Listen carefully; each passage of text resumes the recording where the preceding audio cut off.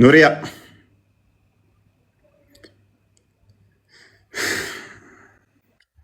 ኑሪያ ኑሪያ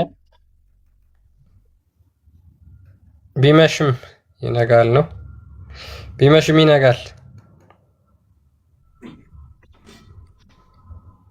ኦኬ ከድር አለ።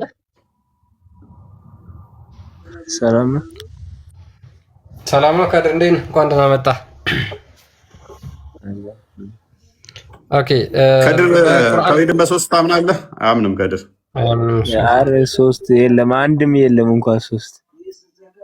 ስለዚህ በሶስት ከፍለው የሚያምኑት አምላካቸው ላይ አጋርተዋል። ስማቸው ነው እንጂ አጋርተዋል።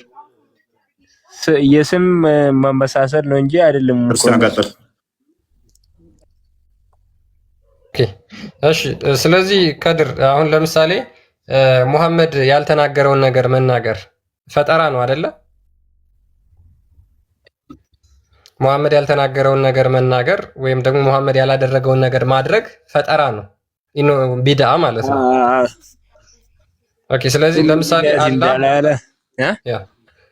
ያልተናገረውን ነገር መናገር፣ እሺ ለምሳሌ አሁን አላህ እጅ ያለው የሚሉ አሉ። እነዚህ ቢድዓ ላይ ናቸው ወይስ አይደሉም? ቢድዓ ላይ ናቸው እንጂ ጥመት ነው። ስለዚህ እነዚህ ሁሉ ደላላትን ፊናር ነው። ጥመት ደግሞ ሁሉ ገሃነም ነው የሚከተው ብሎ ሙሐመድ ተናግሯል። ስለዚህ ለምሳሌ አላህ እጅ አለው እግር አለው የሚሉ ጥመት ውስጥ ከሆኑ ገሃነም ነው የሚገቡት ማለት ነው።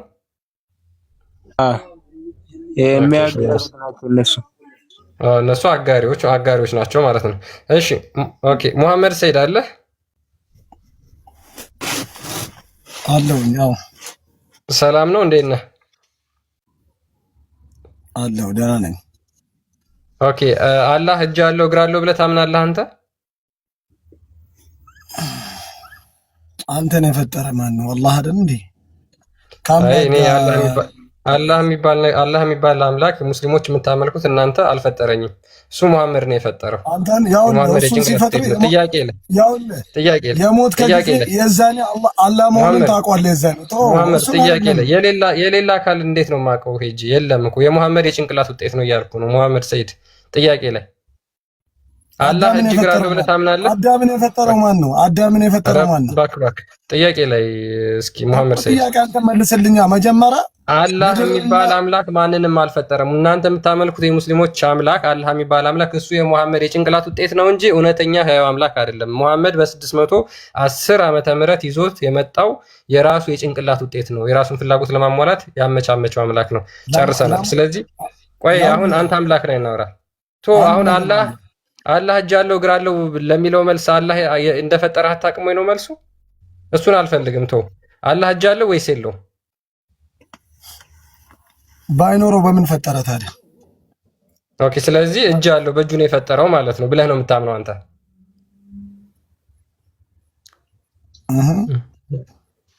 ከርዕሱ እየወጣችሁ ነው። ከርዕሱ እየወጣችሁ ነው። ፈይሰል ተረጋጋ። እንደ አንተ እስኪ ፈይሰል ተራህን ጠብቅ።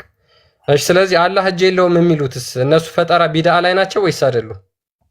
እንዴ አላህ እኮ አንድ ነገር በራሱ የተብቃቃ ጌታው እኮ ነው እኮ። ስለዚህ አላህ እጅ የለውም የሚሉ አካላት ቢድዓ ላይ ናቸው ወይስ አይደሉም? አንድ ነገር ልንገርህ፣ እኔ አንዴ አዳምጠኝና አንተም አዳምጠኝ። ክርስቲያን ለምን አታዳምጥም? ያንተም ብቻ አይደለም ጥያቄን ብቻ አንተን ፈጣሪ አንድ ነገር እኮ ጥያቄውን አንድ ላይ እንትን እያልኩ አይደል እንዴ? አዳምጠኛ እኮ የኔን ጥያቄ ብቻ እና አንድ ነገር ነው። አላህ እጅ የለውም እግር የለውም የሚሉ ቢድዓ ላይ ናቸው ወይስ አይደሉም? በጣም ቀላል ጥያቄ ነው ጠየቅኩ። ያው እየነገርኩ ነው።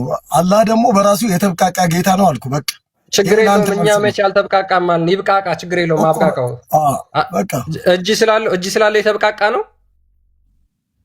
እንዲህ ማለት እጅ ካለው የተብቃቃ ነው።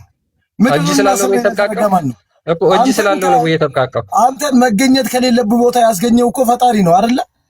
እኔ አንተ አላህ አይደለም ያስገኘኝ ሙሐመድ። እሺ በቃ አንተ ኢየሱስ ክርስቶስ የሚያገኘ በቃ አረ ሙሐመድ በእናትህ እስኪ ጥያቄ ላይ ፎከስ አድርግና ጥያቄ ላይ ትመልሳለህ። አላህ እጅ የለውም የሚሉ ቢድዓ ላይ ናቸው ወይስ አይደሉም?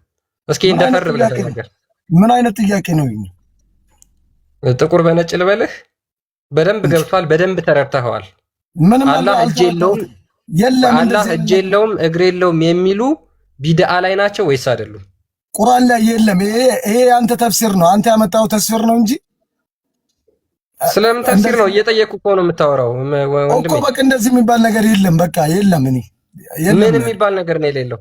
የለም እንዴ ምን የሚባል ነገር አምላክን እኔ እጅና እግር አድርጎ ሁሉ ነገር የፈጠረኝን አምላክን እጅና እግር አለ ብዬ ለአንተ ለመስከረ እንደዚህ ጋር አለው አልክ እኮ ቅድም። በእጁ ነው የፈጠረኝ፣ እጅ ባይኖረው ይፈጥረኝ ነበር ወይ አልክ እኮ። እጅ ባይኖረው ይፈጥረኝ ነበር ወይ ብለህ ተናገርክ እኮ ሙሐመድ። ኦኬ ሙሐመድ እንዴት ነህ? መመለስ አልፈለገም። አለው ሰላም ነው አለው። ኦኬ እያንዳንዱ ቢዳ ጥመት ነው የሚለው እንዴት ነው የምትረዳው?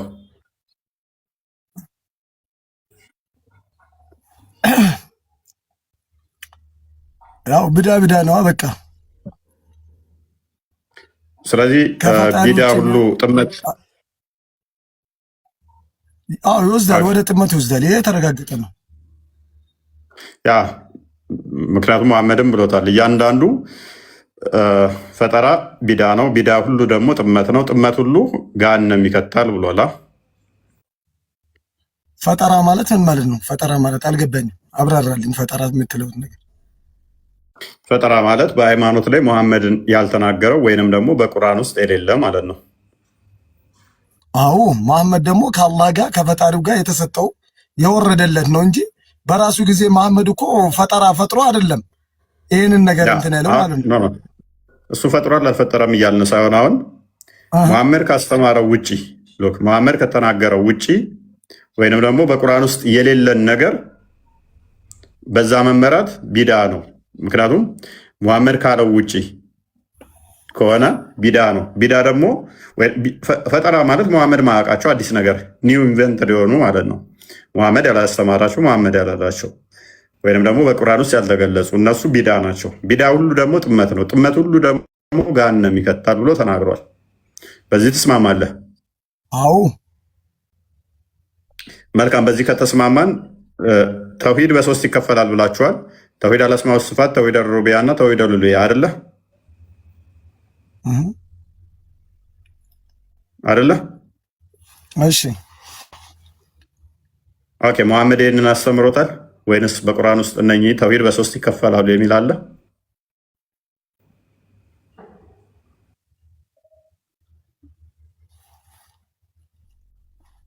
ተውሂድ እንዴት ምን አይነት ጥያቄ ነው የምትጠይቀኝ?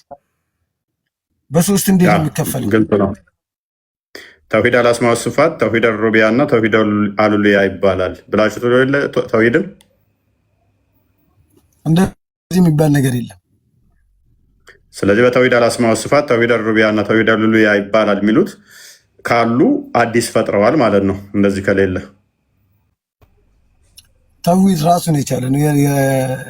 የረሱላችን የረሱል ሰለላሁ ዐለይሂ ወሰለም ተውሂድ ነው የሚባለው እንጂ እዚህ ጋር ሶስት ነገር አምጥተህ ምናምን ከየት ያመጣው ሐዲስ ነው የኛው እኮ። እንደዚህ የሚሉ ካሉ ፈጠራ ነው የሚሆነው አይደለ? አዲስ ላይ ስለሌለ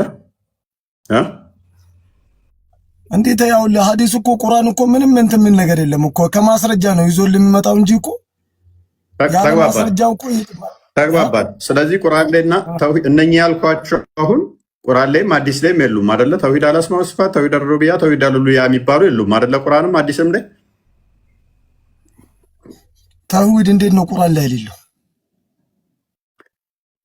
እሱን አልጠየኩም። ተውሂድ አልአስማኡ ወሲፋት፣ ተውሂድ አልሩቡቢያ እና ተውሂድ አልኡሉሂያ የሚባሉ አሉ የሉም? እነኚህ ሶስት የተውሂድ ክፍሎች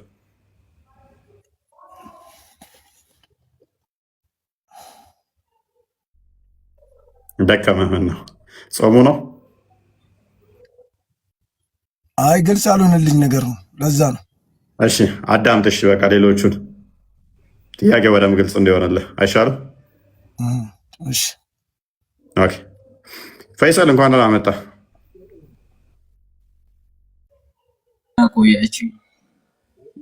አፍጥረሃል ዛሬ በደንብ እርግጠኛ ነኝ እንዳታደክመኝ። እኔ ደግሞ ደክሞኛል። አብሽር አብሽር፣ ግድ የለም የቻልኩትን ላስረዳህ ሞክራለሁ። ኦኬ የገባኝን። ኦኬ ተውሂድ አል-ሩቡቢያ እና ተውሂድ አል-አስማኡ ወሲፋት፣ ተውሂድ አል-ኡሉሂያ በእነኚህ በሶስቱም በተውሂድ ክፍሎች ታምናለህ? አምናለሁ። አባባልህ ግን በጣም በምታምነው ኮንፊደንስ ያጣህ ይመስላል። አሁን እስቲ ቆይ ከድርን ልጠይቀው ለምሳሌ ከድርን ልጠይቀው እስቲ አመላለሱን ልስማው። ቆይ አንዴ የከድርን አመላለስ ልስማው። እሱን ተወና አንድ ጊዜ እንትን ልንገርህ። ትቀጥላለህ አንዴ ከድር ተውሂድ አል-አስማኡ ወሲፋት፣ ተውሂድ አል-ሩቡቢያ እና ተውሂድ አል-ኡሉሂያ ብለህ በሶስቱ የተውሂድ ክፍሎች ታምናለህ? አላምንም። ይሄ ተረት ነው፣ የለም ፈጠራ ነው። ኦኬ ቀጥታ ነው የመለሰው እሱ ብለህ እምነትን ለመግለጥ አንተ ስለከበደ ፈይሰል። ኤኒዌይስ ፈጠራ ነው ብሏል ከድር። ትስማማለህ? ምንም እኮ አልከበደኝም። ትስማማለህ? ፈጠራ ነው። እዚህ ጋር እያነበብኩ ነበርና ከድር ፈጠራ ነው ይላል። ትስማማለህ? በፈጠራ ነው እያመንከው ያለው? በፈጠራ አይደለም። ኦኬ በመረጃና በማስረጃ ነው የምናምነው። መልካም። ፈጠራ ካልሆነ ተውሂድን መሐመድ በሶስት ከፍሎታል። እንዴት አለ መሰለህ? አንድ ነገር ላስረዳ። ምን አለ መሰለህ? አሁን ለምሳሌ ቁርአን ላይ ሰላት ስገዱ ይለው ቢላል አይደለ? የአምስት ጊዜ ሰላት ኢሻ፣ መግሪብ ምናምን ብሎ የአምስት ወቅት ሰላትን እዛ ጋር ይሄን እንዳደረካ ስገዱ ብሎ አይልም። ያን ደግሞ ትንታኔውን የምታገኘው የት ነው ካልከኝ ኪታብ ላይ ነው የምታገኘው ማለት ነው። ረሱል ሰለላሁ ዐለይሂ ወሰለም ባወሩት ሐዲስ ውስጥ ታገኘዋለህ ማለት ነው። ገብቷል? አንድ መጽሐፍ ለምሳሌ ሳይንስ መጽሐፍ አንድ ዩኒት ቢኖረው በዛ ዩኒት ውስጥ ሰብ ዩኒት አለ። ቆይ ሰብ ዩኒት አለ እና ልክ እንደዛ ነው። ለምሳሌ ይሄ ስለዚህ እያልከኝ ያለኸው ስለ ሰላት ራሱ ቁርአን አልተናገረም፣ ሌሎች መጽሐፍቶች ሰዎች የጻፉልን ከዛ ላይ ነው መረጃ የምንፈልገው እያልከን ነው። እናመሰግናለን ተጨማሪ መረጃ ስለሰጠን። ኔቨር እንደዛ አይደለም ያልኩ። ይኸውልህ አይ በዛ ነገር ቁርአን ይዞት የወረደው መሰረታዊ ነገራቶችን ይዞ ወረደው። ለሱ ደግሞ ማብራሪያውን በደንብ የሚሰጠው ኪታብ ይሆናል ማለት ያን ነገር በደንብ ዲፋይን የሚያደርግልህ ነገር ችግር የለውም ጎበዝ። ቁርአን ግን ምን ይላል? ካላህ መጽሐፍ ሌላ አብራሪ ትፈልጋላችሁን? ግልጽ የተብራራ ሆኖ ሳለ ይላችኋል።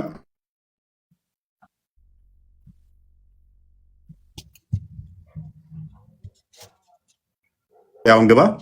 ተጨማሪ መረጃ ነው የሰጠህን አንተ። የእኛን ጥያቄ ግን አድረስ አድርገው።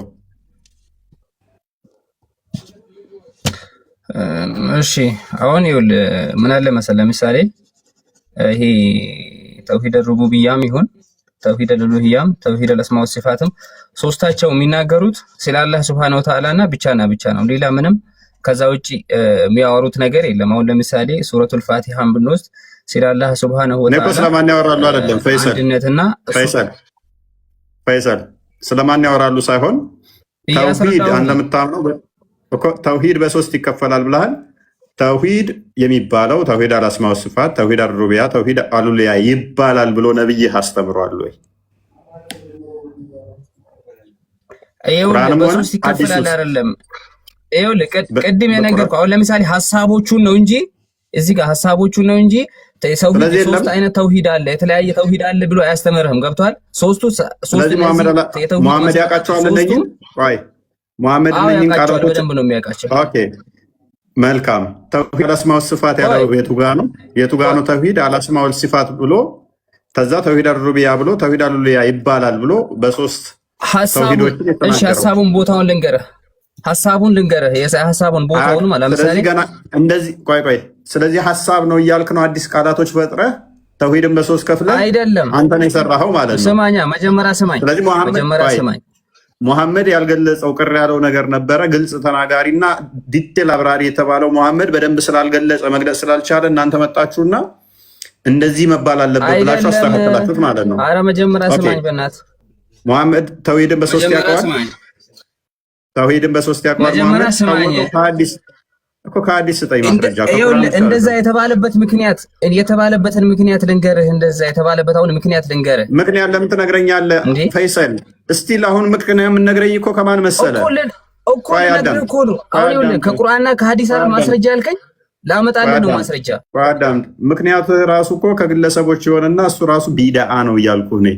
ምክንያቱ ራሱ ከማን መሆን ያለበት? ሙሐመድ ራሱ የተናገረው ተውሂድን በሶስት የከፈልኩበት ምክንያት ብሎ ራሱ የተናገረው ነው መሆን ያለበት እንጂ ሰንበዲ ከዛ በኋላ እከሌ የሚባለው ሙፈሲር አይ እንደዚህ ብለን አብራራ ነው። ቢድዓ ነው እሱ ራሱ፣ ፈጠራ ነው እሱ ራሱ። ምክንያቱ ራሱ ማን መሆን አለበት? ሙሐመድ ራሱ የተናገረው መሆን አለበት። ተውሂድን በሶስት የከፈልኩት ወይንም በሶስት ያስተማርኩበት ምክንያት እንዲህ ነው ብሎ ራሱ የምክንያቱ ባለቤት ራሱ ማን መሆን አለበት? ሙሐመድ።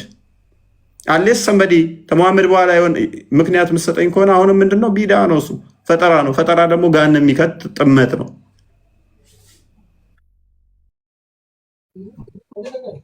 እሺ ሐሳቦቹ በደንብ ተረድታቸዋል። አሁን ለምሳሌ ተውሂድ ሩቡቢያ፣ ተውሂድ ኡሉሂያ እና ተውሂድ አስማኡ ሲፋት ሐሳቡ ምንድን ነው? ስለምንድን ነው የሚያስተምረው ብለህ ውስጡን አይተሃል? አሁን ለምሳሌ አንተን የምጠይቅ ስለምን የሚያስተምር ወይስ አንተ ዝም ብሎ በሶስት ይካፈላል የሚባለውን ብቻ ነው ይዘህ የመጣኸው?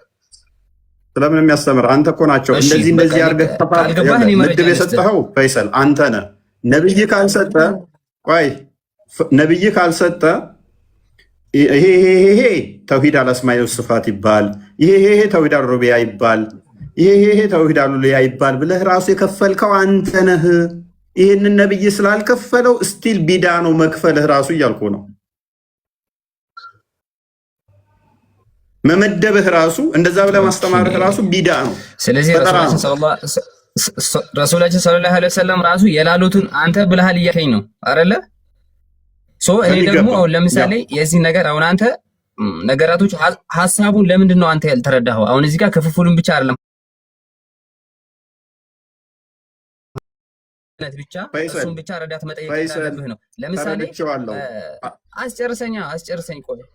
አስጨርሰኝ። እሺ ልንገር፣ አስጨርሰኝ። ለምሳሌ ተውሂድ ሩቡቢያ ሱረቱል ፋቲሃ ላይ ለምሳሌ ሱረቱል ፋቲሃ የምታስተላልፈው መልእክቱ ተውሂድ ሩቡቢያ ነው። ገብቷል? ከዛ በተጨማሪ ደግሞ ሱረቱል በቀራ አንቀጽ 255 ላይ ያለው አንቀጽ ስለ ተውሂድ ሩቡቢያ በደንብ የሚያስረዳ ነው። ተውሂድ ኡሉሂያ ደግሞ ሱረቱል ኢኽላስ ላይ ወይም ደግሞ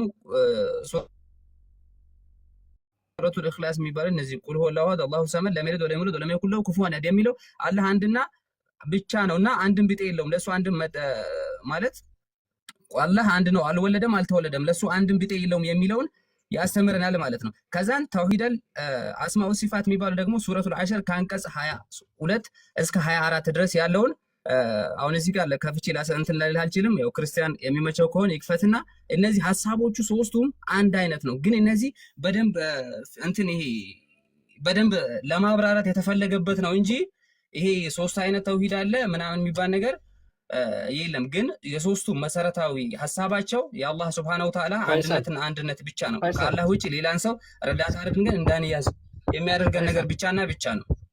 ፈይሰል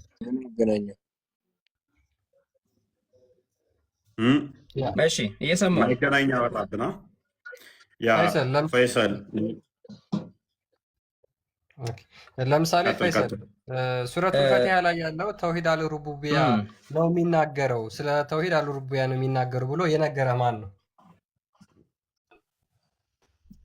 ይኸውልህ የተውሂድ ሩቡቢያን ሐሳቡን ዲፋይን ያደርጋል ሱረቱል ፋቲሃ እያልኩ ነው። ማን ነው እንደዛ ያለ? ሱረቱል ፋቲሃ ላይ ያለው እኮ ማን ነው ያለህ እንደዛ? ሱረቱል ፋቲሃ ላይ ያለው ተውሂድ አልሩቡቢያን ነው ዲፋይን የሚያደርገው። ሱረቱል ፋቲሃ ሐሳቡ እንዴ ቀድም እኮ ነግሬህ ነበረ። እዚህ ጋር ተውሂድ እሱ ነው በደንብ ለማስረዳት ተፈልጎበት ነው እንጂ ዓላማቸው አንድ ነው። ስማኝ ቆይ አንድ ጊዜ አንዴ። ስለዚህ ተውሂድ አልሩቡቢያ ሐሳቡ ስለ ተውሂድ ሩቡቢያ ሐሳቡን የሚያብራሩት ሱረቱል ፋቲሃ ስለ ተውሂድ ሩቡቢያ በደንብ ይነግርሃል።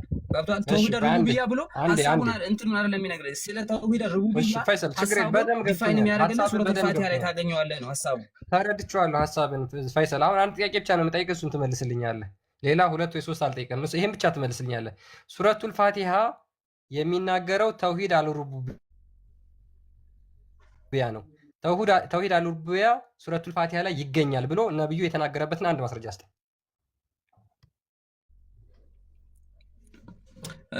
እኔ ከቁርአን ውጭ አሁን ምን እንዳመጣልህ ነው የምትፈልገው? ቆይ መሐመድ የተናገረበትን ሱረቱል ፋቲሃ ሐሳቡን ተውሂድ ሩቡቢያ ማለት ሐሳቡን ዲፋይን የሚያደርገው ይሄ ሱራ ነው አልኩ። በቃ እንደዛ ብሎ መሐመድ የተናገረበት አይደል እንዴ? ከዛ ውጪ ደግሞ እንዴ ቁርአን መጣውልህ አይደል እንዴ? ከቁርአን በላይ ምን ትፈልጋለህ አንተ? ኦኬ ተውሂድ ቁርአን ላይ ያለው ሐሳቡ ይሄ ለምሳሌ ሱረቱል ፋቲሃ የሚያስተላልፈው ስለ ተውሂድ ሩቡቢያ ነው አልኩ አይደል እንዴ? ለአለመቀበል ከፈለክ አለመቀበል ትችላለህ ክርስቲያን፣ ችግር የለውም። ግን አትጮ ተውሂድ ፋቲሃ ላይ ተውሂድ ሩቡቢያ ይባላል። በቀራ 255 ደግሞ ተውሂድ አሉልያን፣ ሱረቱ ኢኽላስን ተውሂድ አልአስማ ወስፋት ይባላል። ነብይህ ብሎታል። እንደዛ አላልኩም እኔ። ሱረቱል ፋቲሃና ሱረቱል ፋቲሃ የሚናገረው ስለ ተውሂድ ሩቡቢያ የሚያስተምረውን ትምህርት እዛ ላይ ታገኘዋለህ። ሱረቱል ፋቲሃ ሐሳቡ እዛ ላይ ታገኘዋለህ። ነብይ ብሏል አላለም። ያ ደግሞ ሱረቱል ኢኽላስ ላይ ታገኘዋለህ። ተውሂድ አልአስማ ወሲፋት ደግሞ ሱረቱል ዐሽር ላይ ከአንቀጽ 20 እኔስ ነብይ አላለውም። በቃ እናመሰግናለን ያለው ሐሳቡን በደንብ እናመሰግናለን። ቀደም 255 ስላልክ ነው። እናመሰግናለን። እኔስ ቆይ እናመሰግናለን። which means በቃ ዝም ብለህ እዚህ ቦታ እንደዚህ ብለህ ሂድና ፈልገው አይነት ስታፍ ነው። በመጀመሪያ ደረጃ ተውሂድ የሚል ቃል ራሱ ቁርአን ውስጥ የለም። አላህ ተውሂድ የሚለውን ቃል አያውቀውም። በመጀመሪያ ደረጃ ኤግዛክት ወርድ ፋላሲ ከተጠቀምን ምን ማለት ነው? አላህ ራሱ ተውሂድ ማለት እኮ ምን ማለት ነው? አዳምጥ። ተውሂድ የሚለውን ቃል ራሱ አላህ አያውቀውም። በመጀመሪያ ደረጃ ተውሂድ አልአስማ ወስፋት የሚባል በቁርአን ውስጥ ሽታው የለም። ተውሂድ የሚለው ቃል በቁርአን ውስጥ ሽታም የለም። ተውሂድ አልሩቡቢያ የሚባልም በቁርአን ውስጥ ሽታውም የለም። ተውሂድ አልኡሉሂያ የሚባል በቁርአን ውስጥ ሽታ የለም። ተውሂድ አልአስማ ወስፋት የሚባል በቁርአን ውስጥ የለም። በጣም በሚያሳዝነው ግን በቁርአን ውስጥ ብቻ አይደለም ያሌለው ውዶቼ፣ ሙስሊሞች በተለይም በቁርአን ውስጥ ብቻ ሳይሆን ያሌለው ተውሂድ አልአስማ ወስፋት፣ ተውሂድ አልሩቡቢያ፣ ተውሂድ አልኡሉሂያ። ተውሂድ በሶስት ይከፈላል። በሐዲስም የለም። እርማችሁን አውጡ። ስለዚህ የሌለን ቃል መጠቀም በራሱ ቢዳ ነው። ቢዳ ደግሞ ጥመት ነው። ጥመት ደግሞ ጋነም የሚከት ነው። ስለዚህ ከጋነም እንድትወጡ እንፈልጋለን። እኔስ ይበቃላል። ማስረጃ ትፈልጋለህ?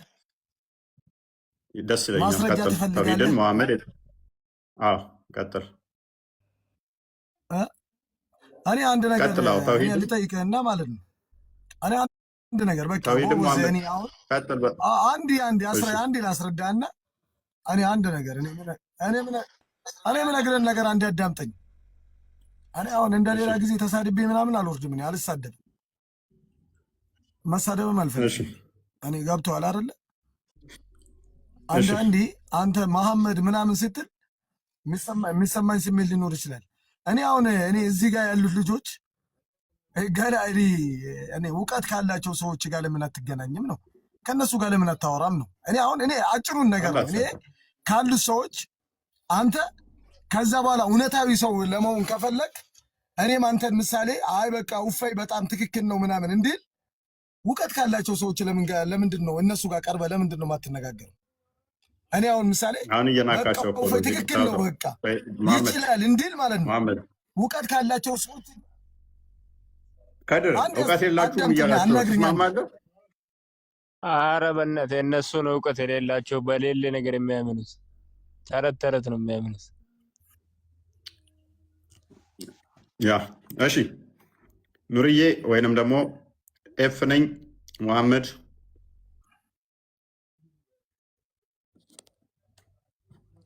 ይሰማችኋል? እፎይ አንድ ነገር ልጠይቅ። እግር የሚባለው አካል የሆነ የሚራመድበት ነገር ይፈልጋል አይደለ? ያ የሆነ መንገድ ሊተራል ከሰጡት የሆነ የሚራመድበት የሚቆምበት የሆነ ነገር ይፈልገዋል መቼም። እሺ እና ያ አሁን አለ እግር የሚረግጥበት ቦታ ሳይፈጠር በፊት ምን ላይ ነበር የሚራመደው? ፍጡር በጣም እኮ የሌለ ነገር እኮ ነው የሚያወሩት። ምን ላይ ነበር የሚቆመው? ምን ላይ ነበር የሚራመደው? የለም እኮ የተረት እኮ ነው። ምሳሌ ቃል ኩርሲው አለች አለ እንደ ኮርቻ ሲጣለች ሌለ እንደ ሲቀመጥባት ሳይፈጠርስ ኩርሲው ሳይገኝ በፊት ወይስ ኩርሲው አንዱ አለ ነው? እሱስ ኩርሲውስ ትናንት ስጠይቀው ማይሄርን እግሩን መቼ ነው የፈጠረው ስትለው ምን አውቃለሁ መቼ ምን አገባኝ መቼ የሚፈጠረው አላስተዋልም። አላህን መቼ ነው የፈጠረው እያልከው ነው። አክቹዋሊ ኤኔስ ኤፍ ነኝ ይሰማል። አዎ ይሰማኛል። ትንሽ ቀለል ያለ ጥያቄ ኦኬ። በተውሂድ ታምኛለች? እሱ ምንድነው? እናንተ ሙሐመድ ፈጣሪያችን ሳይሆን እሱ አላህ ያኔ መልእክተኛ ነው። እሱ ፈጣሪ አይደለም እኮ እሱ መልእክተኛ ነው። ገባችሁ አይደል? አላህ ደግሞ አላህ ምንለው ደግሞ ሁሉንም የፈጠረ አላህ ነው። ገባችሁ አይደል? እናንተ ግን አላህ ስንል በቃ እናንተ አበደን አታውቁም። ገባችሁ አይደል? አላህ ደግሞ ምድርንም ሰውንም የፈጠረ አላህ ነው። ፈጣሪ ማለት ነው። እሺ አላህ ማን ነው? አላህ አሁን እንትና የትኛው ነው? አላህ እጅ እግር ያለው ነው የሌለው ነው? አላህ አንቺ እሱ የራሱ የቻለ ሁሉም ነገር የቻለ ነው። እኛን የፈጠረ እሱ ነው። ገባች አይደል? እሱ እጅ ያለው እግር ባይኖር ነው እጅ ያለው። አሁን ለምሳሌ አንተ ያንተ ፈጣሪ ማን ነው? ኢየሱስ ነው አይደል? እናንተ ኢየሱስ ነው አይደል? ፈጣሪ ምትል እኮ እጅ እግር አለው የለውም? አላህ እንዴት አይኖሩም? አኪድ ይኖረዋል። ኦኬ ጭንቅላትስ? ሁሉ ነገር ተሟልቷል። እሱ ሁሉ ነገር ማለት ተሟልቷል። ደስ ይላል። ለሱ ሁሉ ነገር ተሟልቷል። ጨጓራና እንጀት ይኖረዋል። እሰማኝ መጀመሪያ አንተ የፈጠረው እሺ፣ አንተ የፈጠረው ማን ነው? ኢየሱስ ነው። እሺ ኢየሱስ ነው ወይ? ኦኬ ኢየሱስ እጅ እግር አለው ልትይ ነው? አይ እሱ ያንተ ፈጣሪ ነው ወይ ለማለት ፈልጌ ነው። በሚገባ አንቺም የኔም ፈጣሪ ነው። ነብይሽንም የፈጠረው እሱ ነው። አረ እሺ፣ ለሱ እናት አባት የለውም? ሰው አይደለም እሱ? እናት አባት የለውም ለሱ? ለኢየሱስ ነው በስጋ ስለተገለጠ አለው። እናት አለችው ያለ አባት ከእናት ተወልዷል ከማርያም። ለሱም እናት አባት አለው። ለእናት አባቱም እሱ ፈጣሪ ነው ማለት ነው። ቆይ በስጋ ከማርያም ተወልዷል። ምንም አያስቅም ውዳችን። በስጋ ከሷ ተገለጠ። በስጋ ከሷ እንደመገለጡ እናቱ ነች። አስቀድሞ እሷን የፈጠራ ግን እሱ ነው። ቃል ብቻ ነበረ። ያ ቃል ከማርያም ስጋና ደም ተካፍሎ የፈጠረው ማን ነው? የኢየሱስ እናት አባቱን የፈጠረው ማን ነው? እሺ አዳምጪ፣ ታዳምጫለሽ። ያለ አባት ተወለደ ከእናት ነው ያልኩሽ። በስጋ ከማርያም የተወለደው እርሱ ሁለት ልደቶች አሉት። አስቀድሞ ያለ እናት ተወለደ። መጨረሻ ደግሞ ዘመኑ መጨረሻ ሲደርስ ነቢያትን ሲልክ ከቆየ በኋላ መደምደሚያ ላይ ልጁን አብ ሲልክ እርሱ ከማርያም ያለ አባት ተወለደ። ያለ አባት ቃል ስጋ ሲሆን ጸጋና እውነትን ተሞልቶ በእኛ ሲያድር እሱ የተዋሃደው ስጋ ከማርያም የተገኘ ነው። ከማርያም የነሳው ነው። ስጋና ደምን ከእርሷ ተካፍሎ ተወለደ። ስለዚህ ያ የምታዩ ክርስቶስ ኢየሱስ የሰው ልጅ ተብሎ ይባላል። ከማርያም እንደመወለዱ እርሱ የአብ ልጅ ይባላል። ከአብ እንደመወለዱ ከአብ የተገኘ ነውና፣ ስለዚህ ከአብ የተካከለ እርሱ በመለኮቱ ሁሉን የሞላው በስጋ ተገለጠ፣ ታየ፣ ተዳሰሰ። በስጋ እንደመወለዱ ከማርያም የሰው ልጅ ተብሎ ይባላል። ስለዚህ በቀላሉ አስረዳሽ። ብረት ታውቂያለሽ? ቢላ ታውቂያለሽ? አንቺ ሴት ስለሆንሽ ሽንኩርት እስከምትከትፊ ቢላ ታውቂያለሽ አይደለ? መልካም። ቢላን እሳት ውስጥ ብጨምሪው ምን ይሆናል? ቢላው ቀይ ነው የሚሆነው። ቀይ ይሆንና ይግላል አይደለ? እሳቱ ከቢላው ጋር ይዋሃዳል ከብረቱ ጋር አይደለ? ኦኬ። ያንን ቢላውን ብመቹ በቀላሉ እንትን ይላል አይደለ? ልምጥ ልምጥ ምናምን ነገር ይላል አይደለ? ስለጋለ። ኦኬ። እየመታሹ ያለሽው ቢላውን ነው ወይንስ እሳቱን ነው? እንዴት አልገባኝም። ቢላው ፍም ሆኖ ቀይ ሆኗል አይደል? የትኛውን ነው እየመታሹ ያለሽው? አሁን ያ ቢላው ቢላ ብቻ ነው ወይንስ እሳት የተዋሃደው ነው? እሳትም ተዋህዷል። ኦኬ። እሳት ግን እንደዚህ የሚያዝ የሚጨበጥ ነበር እንደ እሳት አልነበረማ። በቢላው አማካኝነት ግን እሳቱ ይመታል፣ ይያዛል፣ እንትን ይባላል አለ። እሳቱ በቢላው አማካኝነት አለ። እሳቱ ምን ስለሆነ ሶሪ ቢላው ምን ስለሆነ ግዙፍ አካል ስላለው ማለት ነው። ስለዚህ በደንብ አስተዊ መለኮት ነድ እሳት ነው። እርሱ በሁሉ የሞላ መለኮት እንደ እሳት በምን ተገለጠ? በስጋ። ያ ስጋው የመለኮት ሙላት ያለው መለኮት የተዋሃደው ነው። ክርስቶስ መለኮት የተዋሃደው ነው። ስለዚህ ከማርያም የተወለደው እርሱ መለኮት የተዋሃደው በስጋው የመለኮት ሙላት ያለ ማለት ነው።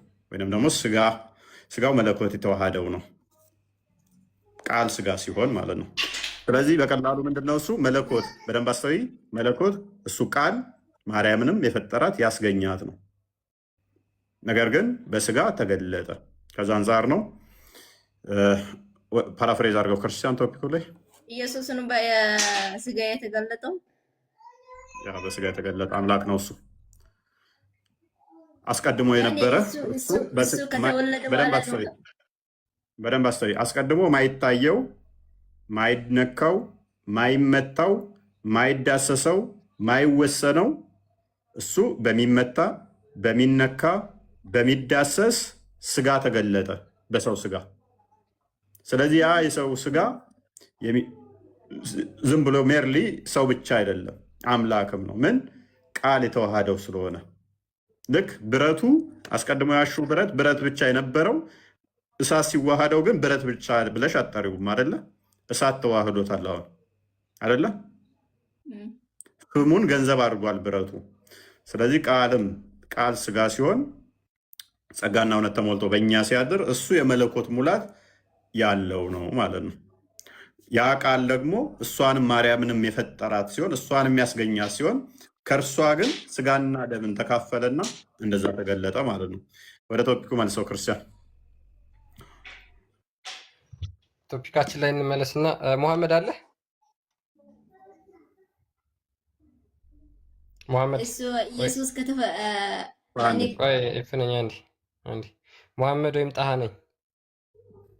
ጣሃ ሰላም ነው። እንኳን ደህና መጣ። ቢድዓ ምን ማለት ነው? ጣሃ ምንድነው ቢድዓ? ከጥያቄ ልጀምርና እሱን ይመልስልህ ያለው ችግር የለም። ቆይ ትቀጥላለህ። እሱ አንድ ጥያቄ ጠየቀች። አሁን ደግሞ የኛ ተራ ነው። ከዛ ደግሞ ያንተ ተራ ይሆናል። በየተራ ነው እኮ እኔ ልጠይቅ፣ ጥያቄው እንዳይጠፋብኝ። ያዘው፣ ችግር የለውም። ወይ ጻፈው ወይ ያዘው፣ አይጠፋብህም።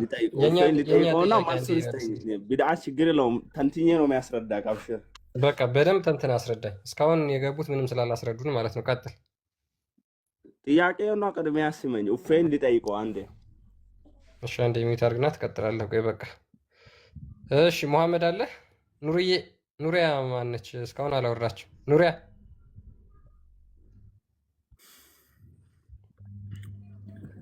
ኦኬ። እሺ አሁን የገባው ቀጥል። እሺ አንዴ እኔ ላናግራችሁ እንዴ። ሰላም ነው? እንዴት ነሽ? ሰማው። ኦኬ እሺ አንዴ ቆይ ኑሪያ ላናግራችሁ። ያ ይቻላል። ላናግራችሁ ብለሽ ጥያቄ ነበረ። እኛን ቢድዓ ምንድን ነው እህታችን? ቢድዓ ምንድን ነው? እኔ ስለ ቢድዓ አልሰማሁም፣ ግን የምጠይቃቸው አንድ ጥያቄ ከእናንተ ነው። ማለት እቺ አምላካችን አምራ እኮ ነው። በእናትህ ለምንድን ነው? ተረጋጊ እስኪ። ቆይ ተነጋጉ። ቆይ አንዴ አዳምጡኝ እስኪ። እኔ ስለ ቢድዓ ምንም አታውቂም? ፈጠራ ወይም ደግሞ ኢኖቬሽን ይላል በእንግሊዝኛው። ሙሐመድ ሁሉን ነገር ነግሯችኋል? ስማኝ አንዴ ቆይ እስኪ የኔን ጥያቄ ጠይቅ ልንገርህና ማነው ከዛ እሺ እንደሚታርቂ ኦኬ ጣሃ ነኝ። እሺ ቀጥል። ሁሉ ነገር አስተምሯችኋል ሙሐመድ? አዎ ኦኬ እሺ። ሙሐመድ ያላስተማራችሁ ነገር ሰዎች ከጊዜ በኋላ መተው የተናገሩት ሁሉ ፈጠራ ነው ብለህ ነው የምታምነው? አይደለም። ከጊዜ በኋላ ሰዎች ሙሐመድ ያላለውን ነገር ያሉ ፈጠራ አይደለም፣ ፈጠራ ነው፣ እሱ ቢድዓ ነው። ያ እሱ ነው እያልኩ ያሉት። ስለዚህ ፈጠራ ሁሉ ደግሞ ጥመት ነው አይደል? የስ ኦኬ። ጥመትም ሁሉ ደግሞ ራሱ ሙሐመድ እንደተናገረው ገሃነም ይከታል ብሏል። አዎ በጣም ጥሩ። በዚህ ከተስማማን እሺ፣ ተውሂድ በሶስት ይከፈላል ብለህ ታምናለህ? ባስተማሩን መንገድ ማ ባስተማረ ዑለማዎች ከረሱል አለይሂ ሰላቱ ወሰላም። ኦኬ ሙሐመድ ተውሂድ በሶስት ከፍሎታል? አዎ። ማስረጃ እስኪ። አሪፍ። አንተም ደግሞ እንደዚህ ከመጣ ለእኔ አሪፍ ጥያቄ ነው ማለት ነው። ስለዚህ እኔም ደግሞ ለዚህ ማስረጃ ልሰጥ እኮ ጥያቄን ተቀበለኝ ብያለሁ መጀመሪያ። ምክንያቱም አንተ ስለማትመልስልኝ እኮ ጥያቄ የማትቀበለው። ወደ መልሱ ማስረጃ ቶሎ በል።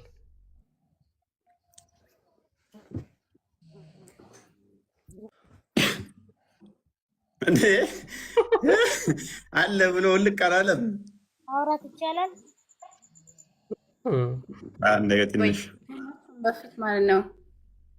እሺ እኔ አንድ ጥያቄ ብቻ ጠይቃችሁ። ምንድን ነው? እኔ ልንገረ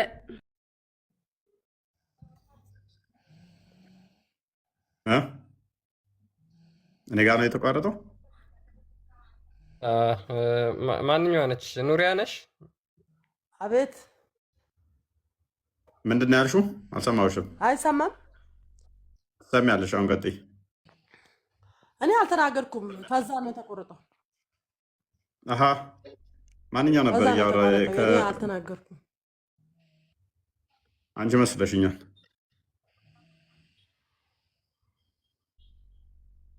እሺ እኔ መጠየቅ አይደለም። አዳምጡኝ። ያው ይሰማል አይደል? ትሰሚያለሽ ኑሪያ? ይሰማል አይደል? ትሰሚያለሽ? አዎ። እኔ ጥያቄ ቅድም ጊዜ ኢየሱስ ሁላችንም ያስገኝ ጌታ ነው ምናምን እያልከ ነበር። እሺ። እና መጀመሪያ አደም ሳይፈጠር በፊት ማን ነበር የሚያኖረው? ዓለሟ ማን ነበር የሚጠብቃት? ኢየሱስ ሳይመጣ በፊት። ኢየሱስ እኮ ሳይመጣ በፊት የሚባል አይደለማ። እሱ እኮ በስጋ ተገለጠ እንጂ አይሰማም የነበረ ነው።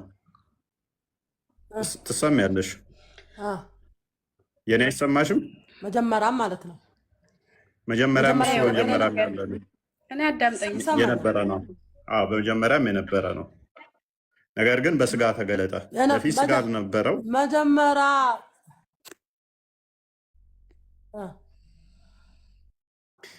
ይኸውልሽ በደንብ አስተውይ። የእኛን አስተምሮ አንዴ ብቻ ፕሊስ። አሊያም ላስወጣሽ ነው። አረብኛ ስም አንዴ ጣልቃ ትግቢ። እሺ ይኸውልሽ በደንብ ተረጂ። የእኛን ክርስቶስ በስጋ የተገለጠ መጀመሪያ የነበረ ላውራ ቀጥይ። መጀመሪያ የነበረ ከሆነ ማለት ነው። እሺ እሺ። ወንድ ልጅም ትወልጃለሽ ኢየሱስም ትይዋለሽ ያለውን ከዛ ደግሞ መሰቀል ስለምን አስፈለገው? ደም መፍሰስ፣ መሰቀል፣ መሰቃየትስ ለምን አስፈለገው? እንደገና ደግሞ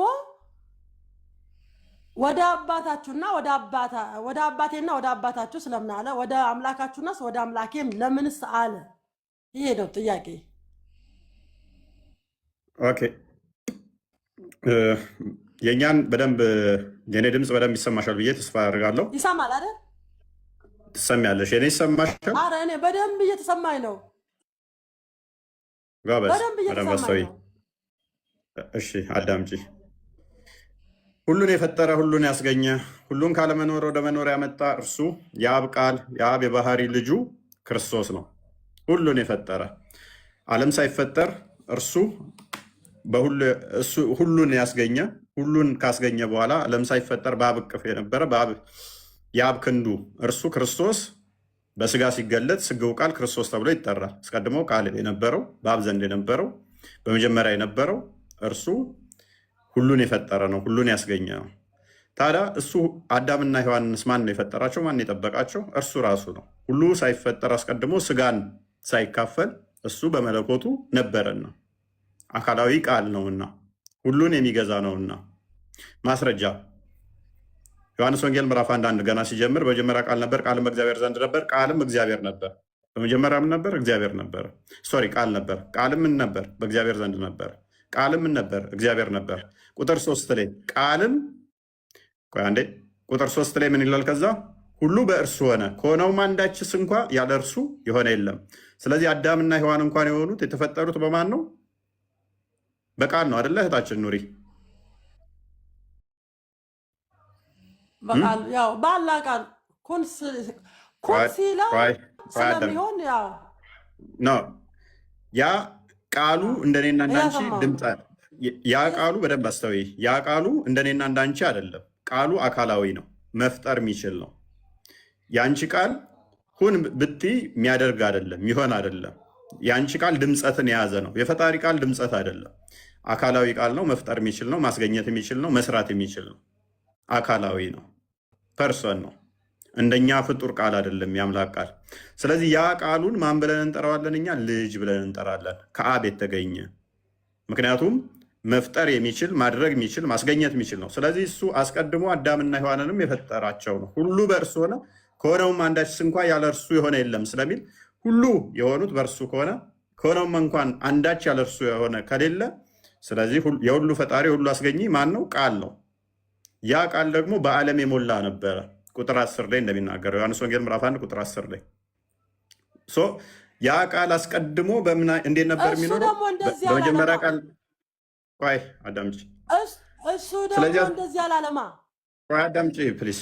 ስለዚህ ያ ቃል በእግዚአብሔር ዘንድ የነበረው ቃል እግዚአብሔር የነበረው ፊልጵስዩስ ምዕራፍ 2 ቁጥር 4 እስከ 7 እንደሚናገረው በእግዚአብሔር መልክ ሲኖር የነበረው ከእግዚአብሔር ጋር መተካከልን መቀማት እንደሚገባው ሳይቆጥር የባሪያውን መልክ ይዞ በምስሉም እንደ ሰው ተገኘ ተብሎ የተነገረለት አስቀድሞ በእግዚአብሔር መልክ ነበር የነበረው። ስጋን አልያዘም ነበረ። ደምና ስጋን ነፍስን አልተካፈለም ነበረ።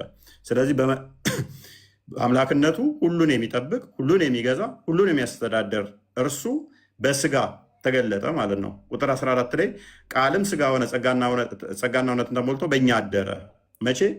ልክ የዘመኑ ፍጻሜ ሲደርስ ዕብራውያን ምዕራፍ 1 ቁጥር 1 እስከ 3 ድረስ እንደሚናገረው የዘመኑ ፍጻሜ ሲደርስ አንድያ ልጁን ዓለማትን በፈጠረበት ማን? ዓለማትን በፈጠረበት በአንድያ ልጁ በእርሱ ተናገረን ይላል አይደለም? ያ ልጁ ቃል ስጋ ሲሆን ጸጋና እውነትን ተሞልቶ በእኛ ሲያድር እርሱ ወንድ ልጅ ትወልጃለሽ። ቅድም የጠቀሽው ጥቅስ ይመጣል ማለት ነው። ስሙንም ኢየሱስ ትይዋለሽ። ስለዚህ ኢየሱስ የሚለው አዳኝ ፕሊስ ጣልቃ ትግባ አዳኝ ማለት ነው። አዳኝ አምላክ ነው። ስለዚህ ቃል ስጋ ሲሆን ጸጋና እውነትን ተሞልቶ በእኛ ሲያድር እርሱ አምላክ በስጋ ተገለጠ። እርሱ የሰው ልጅ ተብሎ ይባላል። ያ ከማርያም ሲወለድ፣ ምክንያቱም ስጋና ደምን ከእርሷ ተካፍሎ ስለተወለደ የሰው ልጅ ተብሎ ይባላል። እሱ ግን ምንድነው የሰው ልጅ የሚባለው? እንደውም ሪፈር ለማድረግ ነው። ኢየሱስ የሰው ልጅ አይባል የሚል ካለ ከክርስትናውም ይወጣል። ለምን? ስጋውን ከሰማይ ይዞት መጥቶ ወይንም ከሌላ ይዞት ስላልመጣ የተካፈለው የማንን ስጋ ስለሆነ የአብርሃምን ዘር ስለያዘ ዕብራውያን ምዕራፍ 2 ቁጥር 14 እስከ 15 የያዘው የአብርሃምን ዘር እንጂ የመላእክትን ዘር አይደለም።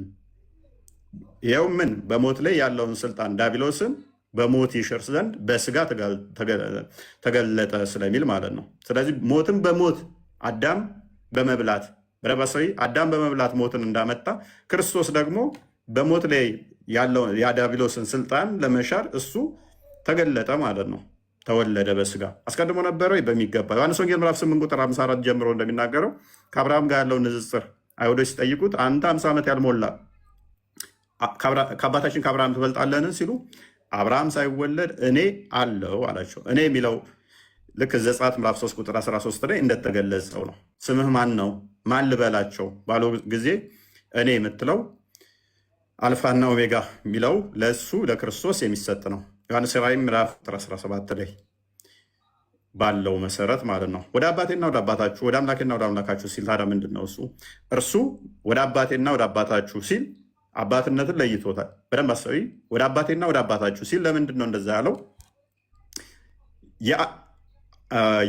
ክርስቶስ የአብ ልጅ ነው። ቃል የማን ልጅ ብዬሻለሁ መጀመሪያ ስነሳ። ከአብ የሚወጣ ቃሉ ስለሆነ ምን ብለን እንጠራለን? ልጁ ብለን እንጠራለን። ወልድ ብለን እንጠራለን። ልጁ ብለን እንጠራዋለን ማለት ነው። ከአብ የተገኘ ከአብ የሚወጣ ከአብ የተወለደ ስለሆነ ልጅ ተብሎ ይጠራል። ምን አይነት ልጅ? የጸጋ ነው። የምን ልጅ? የባህሪ ልጁ። ልክ ሱረቱ ዙሩፍ 41ኛው ሱራ 43ኛው ሱራ 81ኛው አያ ሱረቱ ዙሩፍ ላይ ለአራማን ልጅን ቢኖረው ከተገዢዎች የመጀመሪያ ነኝ በል እንደሚለው ማለት ነው።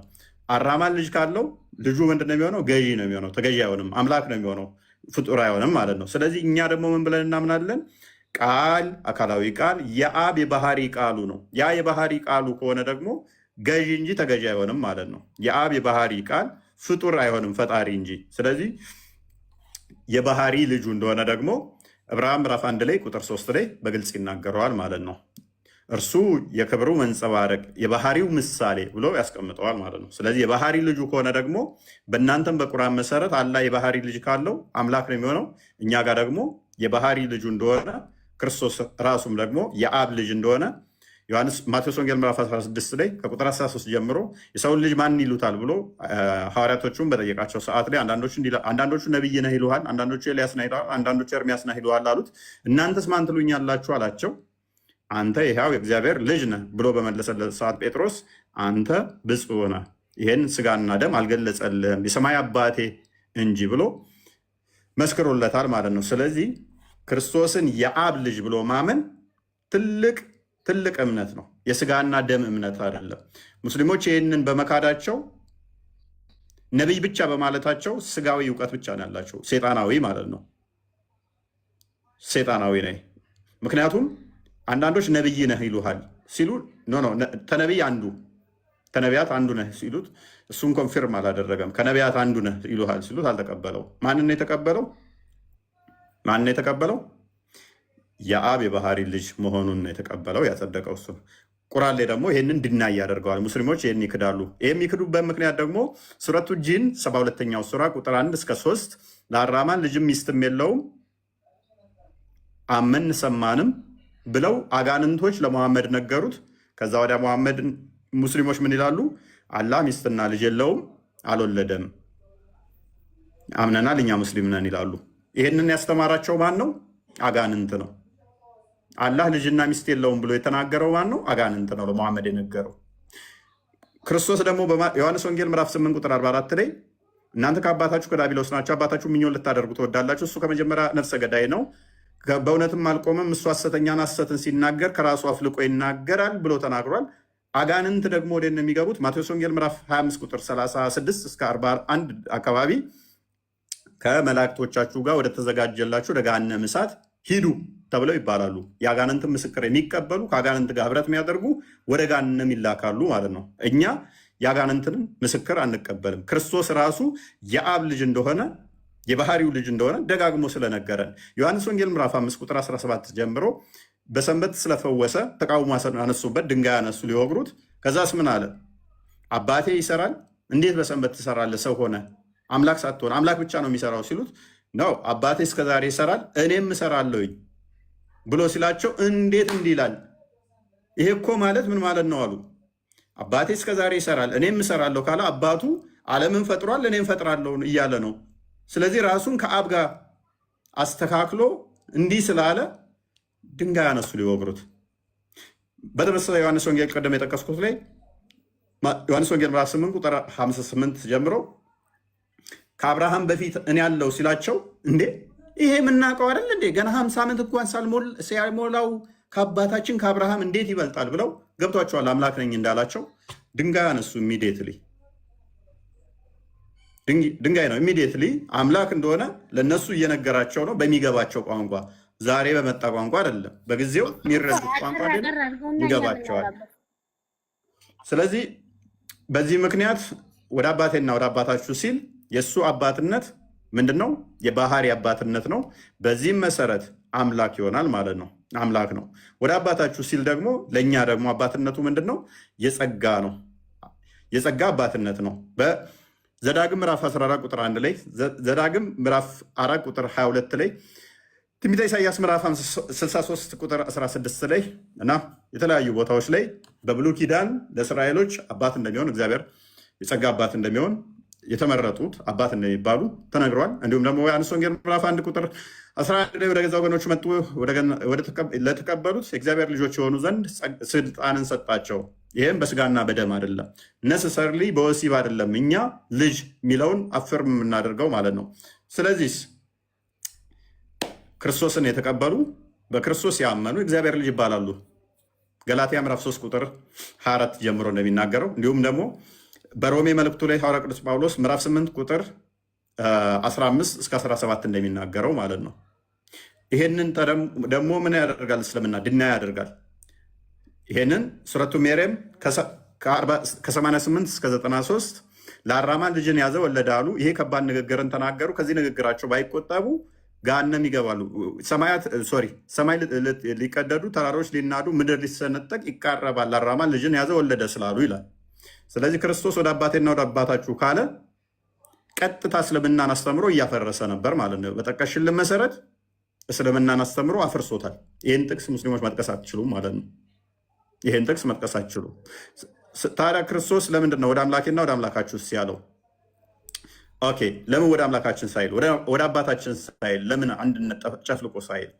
ቀደም እንዳሳየዋችሁ የእሱ ለእሱ አባትነቱ አብ ምንድነው?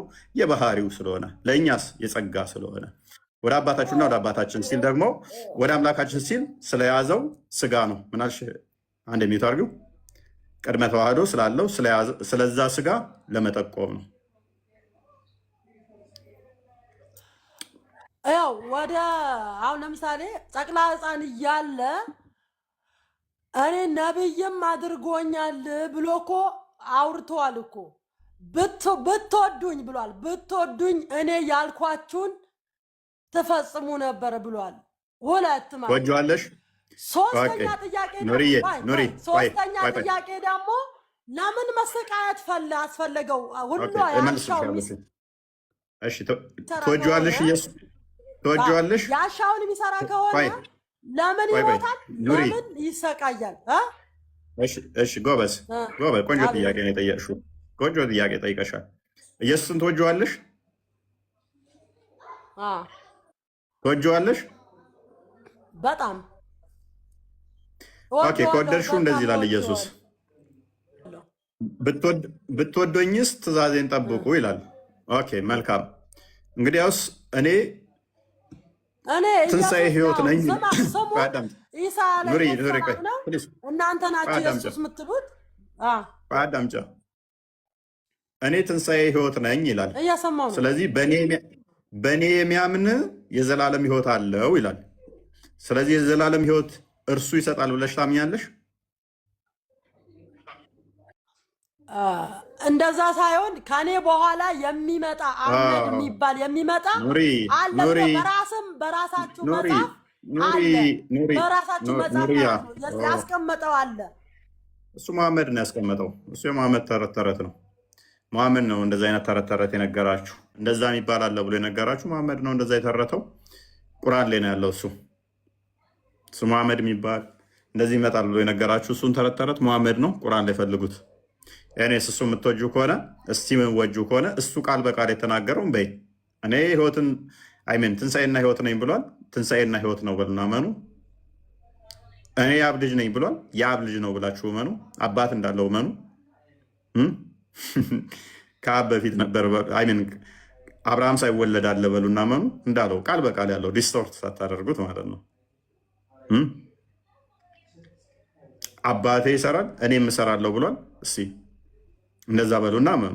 ኤኒዌይስ ኦሮሞ ነኝ። ኦሮሞ ሶሪ ኦሮሞ ግናለው። እኔ ጥያቄ ያጠር ያለ ነውና ይሰማል ድምጼ? ሰማያለሽ? ለምን አታስጨርሰኝ? ለምን ቆይ አንዴ መልስልሻለሁ። አንዴ ለምን መሰቃየት አስፈልገው የሚለውን ኦሮሞ አንዴ ቆይ ለምን መሰቃየት አንዴ አስፈልገው ምናምን የሚለውን ክርስቶስ በስጋ እንደመገለጡ በደንብ አስተዊ።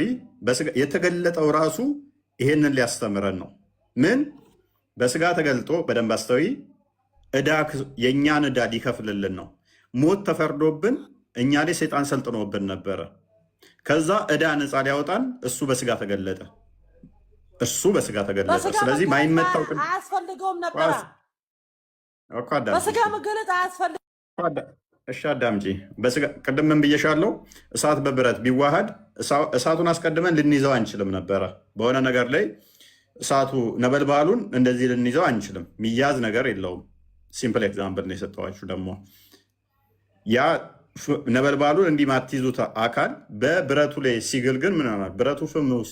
ብረቱ ሲቀላ በብረቱ እሳቱ ይያዛል፣ በብረቱ እሳቱ ይመታል። እሳቱን ከብረቱ ግን አነጥሉትም። መለኮት የሚያዝ የሚነካ የሚመታ የሚዳሰስ አይደለም። ማይመታ ማይነካው ማይወሰን ማይዳሰሰው እርሱ መለኮት በሁሉ የሞላው ከስፔስና ፕሌስ ውጭ ያለው በሚዳሰስ በሚነካ በሚመታ ስጋ ተገለጠ። ስለዚህ ብረቱን ስትመቺ እሳቱን አልመታውም አትይም። አሁን ለብረቱ የምትናገሩ ለስጋው ይነገራል ማለት ነው። ቃል በስጋ ገንዘብ ይነገርለታል ማለት ነው። እሳቱን ነው የመታሁት ብረቱን አይደለም፣ ብረቱን ነው የመታሁት እሳቱን አይደለም አትይም። ምክንያቱም አሁን ተዋህደዋል ነው። ፕሊስ አዳምጪ። ቆይ ፕሊስ አትጩይ። ቆይ ምንድን ነው የሚያስጮኸሽ? ጉዳይ እኮ ነው። ኦኬ አሁን እንዴት እንደምጠልዝሽ ላሳይሽ። አላህ ከሌሊቱ 1/3 ይወርዳል አይወርድም? ይወርዳል። ምን አስወረደው? እዛው ሆኖ መስማት ስለማይችል ነው? ጆሮ ስለማይሰማ ነው በየቀኑ የሚመላለሰው? በየሰው በእያንዳንዱ ቦታ አለ መውረድም። ለምን የሚመላለሰው ነው ጥያቄ። ለምን የሚመላለሰው? እዛው ሆኖ ማዳመጥ ስለማይችል ነው? ይሰማል። መስማት ከቻለ ለምንድን ነው እሱ በየቀኑ አዳምጪ፣ በየቀኑ በየሀገሩ 9 ሰዓት ላይ እንደ ጦጣ ከአርሽ ላይ ወደታች የሚመጣበት ምክንያት ምንድን ነው? እሱ በሁሉም ቦታ ስላለ ያሻውን ሰሪ ብቻው ቀሪ ነው። ለምሳሌ ማለት ነው በሁሉ ቦታ ካለ ታዲያ መውረድ ለምንድን ነው የምንነግሪለት? እዛው ኦልሬዲ እኮ በፊትም ካለ ይወርዳል። ወረደ የሚባለው ምን እንደሆነ ልንገርህ። ወረደ የሚባለው ማለት ነው ተቀበለ፣ የዱዓውን ተቀበለ፣ ጥሪውን ተቀበለ ነው። ማን ያለሽ? ኦኬ አላህ አሁን አንቺ ጋር አለ አለ፣ ሁሉም አንተም ጋር አለ፣ እኔም ጋር አለ። ኦኬ በአካሉ አላህ አንቺ ጋር አለ። ስለዚህ እንዴት መሰቃየት አስፈለገው ነው? በቃ ፈጣሪ ከሆነ እሱ እኮ የፈለገውን ወርቅ መሆን ይችላል። አላህ በአካሉ አለ ወይ አንቺ ጋር? በአካሉ አላህ አንቺ ጋር አለ። የኔ አላህ እኮ ባለሁበት ቦታ ሁሉም አለ። በዛቱ አለ ወይ? ብጤ የሌለው ማለት ነው። በዛቱ አለ ወይ? በዛቱ አለ። ኦኬ እጅ አለ የለውም? እጅ አለ የለውም? 2 ቀኝ እጆች አሉት። እስቲ ያሳየኝ። ስር የት አለ? 2 ቀኝ እጅ ያለው የሚታይ ስለሆነ አንቺ አምላክ የት አለ? እስቲ የሚታየኝ 2 ቀኝ እጅ ያለው ያየሁት አይደለም። የቱ አላህ አለ? አንተ አላህ የቱ ጋር ነህ? እስቲ ጥሪው እስቲ ልስማው። ምክንያቱም ማይታይ አይደለም መንፈስ አይደለም ያንቺ አምላክ የሚታይ ስለሆነ አስተውይ። መታየት የሚችል ስለሆነ የት አለ? አሳየኝ እስቲ። መንፈስ አይደለም አላህ መንፈስ ካልሆነ የሚታይ ነው። የት አለ? አያየሁት አይደለም። እስቲ 2 ቀኝ እጅ ያለው ለምሳሌ በሰው ተመሳስሎ እንደዚህ ተመሳስሎ ምስያ ቢጤ የለውም፣ አይታይም። ግን ባለ ማን ነው ያለሽ? ማን ያለሽ? ቁርአን አላህ ማይታይ ሳይሆን ይታያል። በቂያማ ቀን በደንብ ታይዋለሽ። በባህሪው ማይታይ በቃ አዳምጪ። አሁን ምንም የምታውቂው ነገር ስለሌለ አዳምጪ፣ በደንብ አስተውሉ። አምላካቸው በየቀኑ ከሌሊቱ 1/3 ወደ ቅርብ አዳምጪ። በቃ ለምሳሌ ኢሳ አለይሂ ሰላም እኮ ብትወዱኝስ የኔን ትእዛዝ ትከተሉ ነበር እኮ ብሏል። እንደተከፈተ ሞንታርጎ ለመምጦኘው ለዚህ እኮ ነው አትወጂውም ያልኩሽ። ለዚህ ነው ከወደድሽው ያለውን ተቀበይ አልኩሽ። እኔና አብ አንድ ነን ብሏል። ትቀበያለሽ አትቀበይም? አብ የሚያደርገውን ያደርጋለሁ ብሏል። ትቀበያለሽ አትቀበይም? ሙታንን ያስነሳል። በቂያማ ቀን ህይወት የሚሰጠው ሙታንን የሚያስነሳው እኔ ነኝ ብሏል። ትቀበያለሽ? አትቀበይም? ምክንያቱም በቁርአን ላይ ሙታንን የሚያስነሳው አላህ ብቻ ነው ብለሽ ስለምታምኝ። የአብ ልጅ ነው ብለሽ ታምኛለሽ? አታምኝም? እነኚህ ደግሞ ጥቅስ ለገዛ ፍላጎታቸው ያምጣው። እስኪ ኢየሱስ እኔን አምልኩኝ የሚለውን ኧረ በእናትሽ ቆይ እስኪ አትጩኸኝ እንጂ ደግሞ ለገዛ ፍላጎታቸው ያጣምማሉ እንደተባለ ነው። መጀመሪያና መጨረሻ እኔ ነኝ ብሏል። ትቀበያለሽ? እንደዛ ብለሽ አልፋና ኦሜጋ ኢየሱስ ነው ብለሽ ትቀበያለሽ? አትቀበይም። ሰው በደንብ አስተውሉ። ፓራፍሬዝ እናድርገውና አንድ ቶፒኩን እንትን ልበላችሁ። በደንብ አስተውሉ። ቁርአን ላይ አንድም ጥቅስ ነው ብላችሁ ኢሳ ተመልሶ ይመጣል የሚል የለም። ቃል በቃል ኢሳ ተመልሶ ይመጣል የሚል የለም። አንድ ጥቅስ አንድ በሉ። በቁርአን ውስጥ ኢሳ የአላህ ቃሉና መንፈሱ ነው ተብሎ ይታመናል። ሱራ 4 171 መሰረት የአላህ ቃል ቁርአንም ነው ተብሎ ይታመናል። ቁርአን ደግሞ ፍጡር አይደለም ተብሎ ይታመናል። አንድ ጥቅስ የለም ቁርአን ውስጥ ቁርአን የአላህ ቃል ነው ፍጡር አይደለም የሚል አንድ ጥቅስ የለም። ኢሳ ግን የአላህ ቃልና መንፈስ ነው ይላል። የአላህ ቃል ከሆነ ደግሞ በተመሳሳይ እናንተ ጋር ፍጡር አይደለም ኢሳ ማለት ነው። ወደ ሜሬም የጣላት ቃሉና መንፈሱ ነው ነው የሚለው። አንድ ነገር ተጣለ ከተባለ ደግሞ ከመጣሉ በፊት አለ ማለት ነው። በቁርአን ውስጥ አንድ ጥቅስ እንኳን ደጃል የሚባል ነገር የለም። በቁርአን ውስጥ አንድ ጥቅስ እንኳን መዲ የሚባል የለም። በቁርአን ውስጥ አንድ ጥቅስ እንኳን ጥቁሩ ድንጋይ ተመልሶ በቂያማ ቀን ዓይንና ምላስ ይዞ ይመጣል ሸፋ ይሆናቸዋል የሚባል ሽታውም የለም። ኃጢአታችሁን ይቅር ይላል ሽታውም የለም። 7 ጊዜ ብትዞሩት እንደዚህ ሽታውም የለም። ኃጢአታችሁ እንደዚህ ይደረጋል ሽታውም የለም በቁርአን ውስጥ። በመቃብር ቅጣት ከፍተኛ የሚታመን ነው በእስልምና ሽታውም የለም። አላህ ከሌሊቱ 1/3 ይወጣል ይወርዳል በቁርአን ውስጥ ሽታውም የለም። አላህ 2 ቀኝ እጆች አሉት በቁርአን ውስጥ ሽታውም የለም። አላህ ጭንቅላት አለው ወይ? በቁርአን ብቻ ሳይሆን በሐዲስም አላህ ጭንቅላት እንዳለው አልተነገረም። የለውም ጭንቅላት። ወገኖቻችን የሚያመልኩት አላህ 2 ቀኝ እጅ ያለው ብለው ያምናሉ። ሐዲስ ላይ አለ። 1 እግር እንዳለችው ሐዲስ ላይ ተጠቅሷል። 1 ባት እንዳለችው ሐዲስ ላይ ተጠቅሷል። 5 ጣቶች እንዳሉት ሐዲስ ላይ ተጠቅሷል። 2 አይኖች አሉት 2 ጆሮች አሉት ብለው ያምናሉ። ጭንቅላት ግን የለውም። አንገት አለው እንዴ? ከድር አንገት አለው? አላህ አንገት አለው? የነሱ የለውም፣ አንገት የለውም። የነሱ አላህ አንገት የለውም፣ ጭንቅላት የለውም፣ አንገት የለውም። በምን ሰፍተውት በምን ገጥመውት እንደሚያመልኩት እንኳን አያውቁትም። እኛ ጋር ክርስቶስ ለምንድነው መንገላታት መሰቀል ያስፈለገው ከተባለ ግን ካሳ ለመካስ ነው።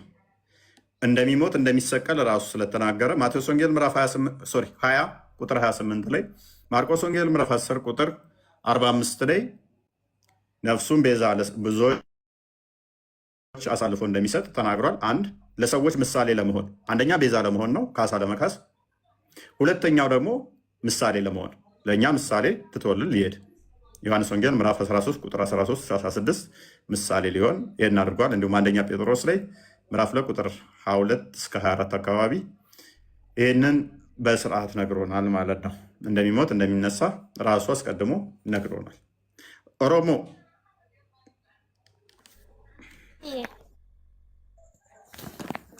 harkafuun akkam abbo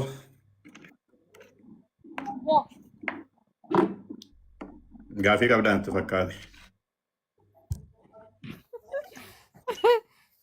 maaf kofalta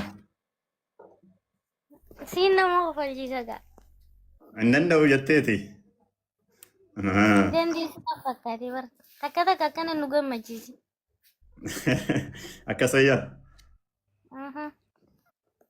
አስደስታችኋለሁ። እንደውም በደንብ ኦሮምኛ ወርቼ ደስ ይልሻል እንደዛ ሳወራ? በጣም አዎ። እሺ ምንድን ነው ጥያቄሽ? የኔ ጥያቄ ይሄ አለ አይደለ የማርያም የምናምን የሚለው ስዕል ይሄንን በዚህ ስዕል እንዴት ነው በምሳሌ ስላችሁ በዚህ ማመን የቻላችሁ? ይሄን ነው ጥያቄ የምፈልገው። መልካም ስዕል ጀነራል ስዕል በእኛ እንደናንተ አይደለም የምንረዳው።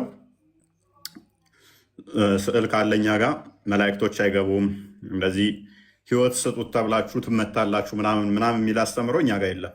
እስልምናው ጋር አለ። አሁን አንቺ ጉድሽ ነው። ይህን ፎቶ ይህንን ካላመለጥሽ ወደ ክርስትና ካልመጣሽ እችን መሰለች ፎቶ እያሳየሽ ህይወት ስጭባት ተብለሽ ትደበደቢያለሽ በቂያማ ቀን። እናንተ ጋር አደጋለሁ። እኛ ጋር ግን ምስል እንደ መማሪያነት እንጠቀምበታለን ማለት ነው። እንዴት ነው የተሳሉት? በተለያየ ጊዜ ላይ አንድም ከመጽሐፍ ቅዱስ አንጻር ከሆነ ስዕላቶች ለምሳሌ በተገለጡበት ሊሳል ይችላል። እንዴት ተገለጡ? ጽሁፉን ወደ ስዕል ሊገለጽ ይችላል። የተገለጡ ለምሳሌ መላእክቶች ሲገለጡ ያሳዩትን በምን አይነት ሁኔታ እንደተገለጡ ያ የተጻፈውን በስዕል መልኩ ይገለጻል። ቋንቋ ታያችሁ። ልክ ሐዋርያ ሥራ ምዕራፍ 2 ላይ ልክ ክርስቶስ አስቀድሞ በማቴዎስ ወንጌል ምዕራፍ 28 ቁጥር 19 እስከ 20 ወንጌል ለዓለም እንዲሰብኩ ነገራቸው ደቀ መዝሙርቱን። ደቀ መዝሙርቱ ከዛ ወጥተው ማያውቁ ናቸው። በምን ቋንቋ ነው ሊሰብኩ የሚችሉት? ወደ ዓለም ሄደው ቋንቋ ያስፈልጋል አለ ሄዶ ና እንደዚህ ተማር እንደዚህ ልንገር ለማለት እኔ አሁን አንድ ቻይናዊ ባገኝ ወንጌል ልስበክ ብል ቋንቋ ያስፈልገኛል። ስለዚህ ቋንቋ የሚያስፈልግ ከሆነ ምን አደረጋቸው? ክርስቶስ ልሳን ሰጣቸው። መንፈስ ቅዱስ ሲቀበሉ ልሳን የተሰጣቸው ያንዳንዱ መንፈስ ቅዱስ ሞላባቸው ይናገሩም ዘንድ የተለያየ ልሳን ተሰጣቸው። ለተለያየ ማለት ነው። ስለዚህ አሁን ጆሮቸው መስማት ማይችሉትስ እነሱስ መሰበክ የለባቸው? መማር የለባቸው? በማየት ማወቅ የለባቸው? ቋንቋ ነው። አንድም ስዕላት ገላጭ ናቸው፣ ቋንቋ ናቸው፣ ቋንቋ ናቸው። ኦኬ ፕሮቴስታንት ነሽ እንጂ? እሺ ከጨረስክ መናገር ይችላለሁ። ፕሮቴስታንት ነሽ? አይደለም እኔ ሙስሊም ነኝ። እኔ አሁን ጥያቄ ምንድነው? ፕሮቴስታንት ነሽ እያሉ ነው። ፕሮቴስታንት ነሽ እያሉ ነው። አይደለም እኔ እሱን እኔ ነኝ የማውቀው። እነሱ ኮሜንቶች አይደለም የሚያውቁት፣ ራሴን የማውቅ እኔ ነኝ። አንደኛ ነገር በምሳሌ እንዴት ነው ማርያም ነች ይሄ እንትን ነው ተብሎ ማመን የሚቻለው? ለምሳሌ አንድ ልጅ ሶልድ ካለ አባት ሶልድ አባቴ ይሄ ነው ብሎ ያ ልጅ የሆነ ነገር ጽፎ በዛ መልክ ካሜራ በሌለበት ሰዓት ምሳሌ በሌለበት ጊዜ በዛን ዘመን ያሁን ልጆች ደግሞ እንዴት ነው በስዕል እቺ ማርያም ነች ምናምን ብሎ ማመን? ይሄን ባጠር ባለ መልኩ አስረዳኝ። ይሄን ነው የምፈልገው እኔ። መልካም። አሁን መሐመድ አለ አይደለ? ሌሎችም አሉ ስም ያሉት አሉ፣ ግን አንድም ስዕላቸውን የለንም። ምክንያቱም አይተን ስለማናቅ ያኔ ፎቶ አንስቶም ስላልነበረ ስለማናቅ ስዕል የለንም። ይሄን ነው እኔ ማወቅ የፈለኩት። መልካም እሺ። ስዕል አዲስ የጀመረ አይደለም፣ ፎቶ አይደለም። እኛ ፎቶ አይደለም ደግሞ የምንጠቀመው ፎቶ አይደለም። ፎቶና ስዕል ይለያያል። ስዕል የሰው ልጅ ፍጥረት ከጀመረበት ጀምሮ ስዕል ይሳላል። ከጽሁፍም ቀላሉ ቀድሞም የነበረው እንደውም ስዕል ነው። ጽሁፎች እንደውም በኋላ የሚመጡ ናቸው። ስዕል ይቀድማል ማለት ነው። ሁሉንም ስዕል ይቀድማቸዋል። ስለዚህ ቀደምት ስዕሎች በሙሴ ጊዜ የነበሩ ስዕሎች እንኳን አሉን። እንኳን አሁን አርኮሎጂካል ኤቪደንሶች በጣም እድሜ ጠገብ የሆኑ በጣም ረጅም ዓመት የግብፅን ታሪክ እንትኖች ምንድን ነው የሚባለው የፈርዖናውያን እንትኖችን ካያችሁ ስዕላቶች እዛ እንትኖቻቸው ላይ የተሳሉት እድሜ ጠገብ ናቸው። እነሱ በጣም ረጃጅም እድሜ የቆዩ ማለት ነው። ስለዚህ ከጽሁፍም እንደውም ስዕላቶች ያልተማሩት በቀላሉ ሀሳባቸውን በስዕል ይገልጻሉ። ስለዚህ ስዕላትን በእንደዚ አይነት መልኩ የመግለጽ ልምድ አለ። ፎቶና ስዕልን አታምታች እህታችን፣ ይለያያሉ ሁለቱ ማለት ነው። ፎቶ በትናንትና ነው የመጣው በሚገባ ስዕላት ግን ያሁኑ ምስል ነው የሚባለው። ያ እኮ ምስል በምሳሌ እንዴት ሊታመንበት ይቻላል ታዲያ? መልካም እንዴት ሊታመንበት ይችላል? በቤተክርስቲያን ውስጥ ነው የሚታመነው። ምክንያቱም የመጣው በቤተክርስቲያን ውስጥ ነው። መጽሐፍ ቅዱስን የሚያመን ነው እንዴት ነው? በቤተክርስቲያን ውስጥ ስለመጣ ነው። እኛ ምን እናምናለን? ሐዋርያዊ ቅብብሎሽ አለን። ስለዚህ ማን ለማን አቀበለ ማን ከማን የሚለው ስላለን ማለት ነው። ሐዋርያዊ ቅብብሎች ስላለ በዛ እናምናለን እንጂ መጽሐፍ ቅዱስንም እኮ እንዴት ልናምነው እንችላለን? ቁርአንንስ እንዴት ልታምኙ ትችላለሽ? በምን አወቅሽ? አንደኛ መሐመድ አልጻፈው። በመሐመድ ጊዜ እንደዚህ አይነት ጽሑፍም አልነበረም፣ ወረቀትም አልነበረም። ማለት በመሐመድ ጊዜ ወረቀት የተጻፈው የመጣው ትናንትና ነው። ቁርአንን በምን አምነሽ ትቀበይዋለሽ? ስለዚህ ምን አለን? ቅብብሎሽ እኛ አለን። ሐዋርያዊ ቅብብሎች ስላለን በቤተክርስቲያን ውስጥ ስለሆነ እናምናለን። በዛ አንደኛ እሱ ነው። ሁለተኛ ደግሞ እድሜ ጠገብ ታሪኮች አሉን እኛ።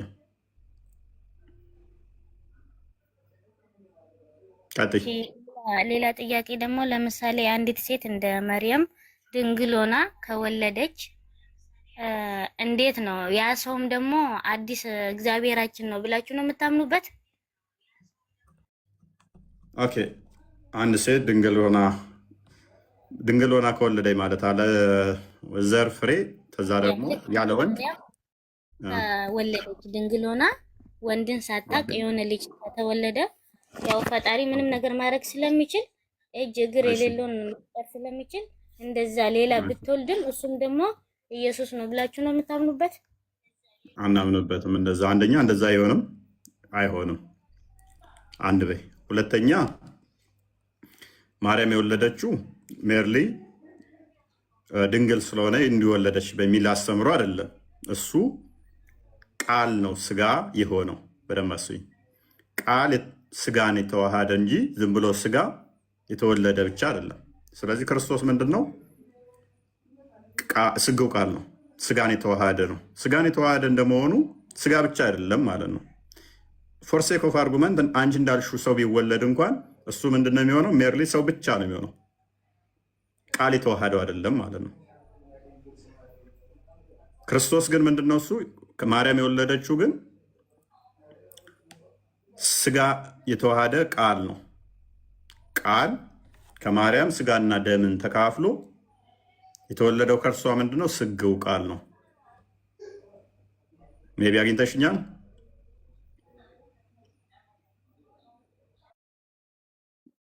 አይከሰትም አልኩሽ። ቢከሰትም እንኳን ግን አይከሰትም። ቢከሰትም ግን ኦኬ። አንደኛ ሰው ለመውለድ ምን ያስፈልገዋል?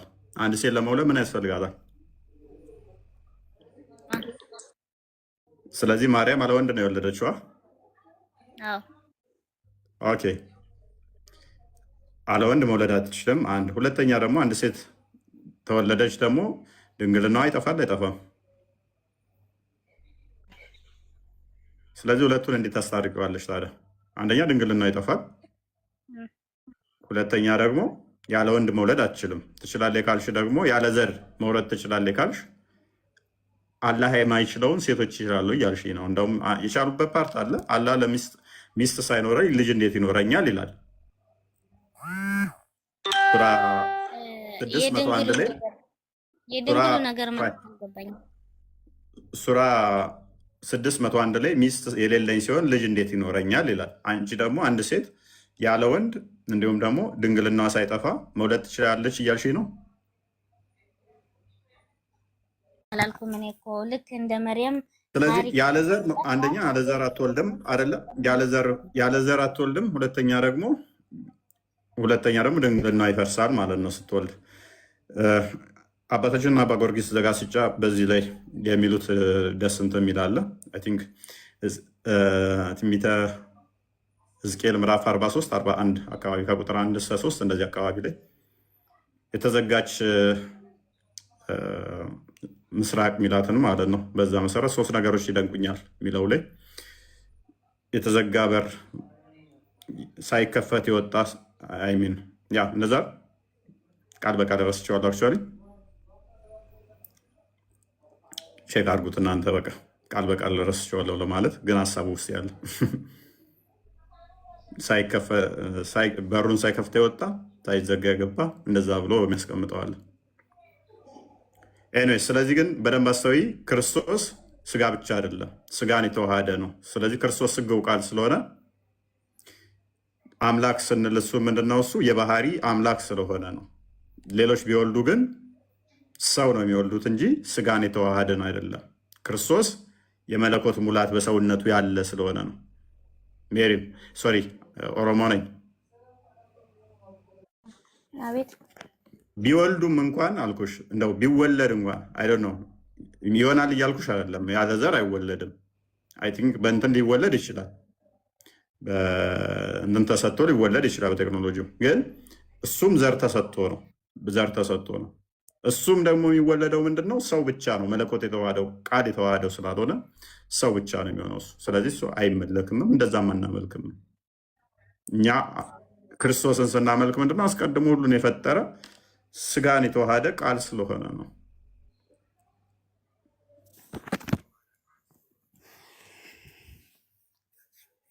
አይበቃሽም? ለዛሬ ይበቃሻል። በቃ ይበቃኛል። የመጀመሪያው ግን ምንም በቂ ማስረጃ አይደለም የነገርከኝ። ለማንኛውም ሰዎቹን ስታስረዳ ወደ የማየውን ቃል ለሙስሊሞቹ ስታስረዳ እነሱን እየገፋ ካትናገር፣ ማስረዳት ባለብህ መንገድ አስረዳቸው። ቻው።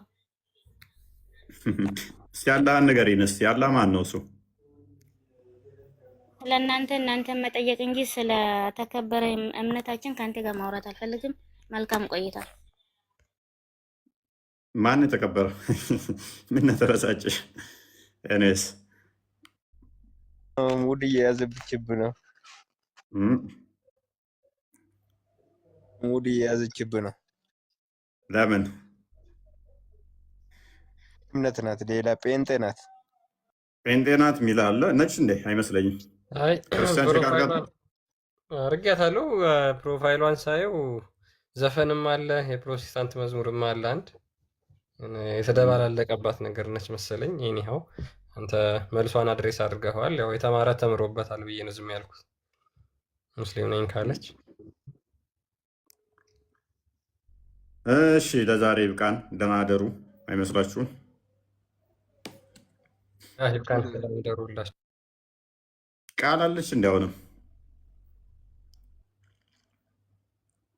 ተኝታለች። እርግጠኛ ነች። ውጡ በሉ።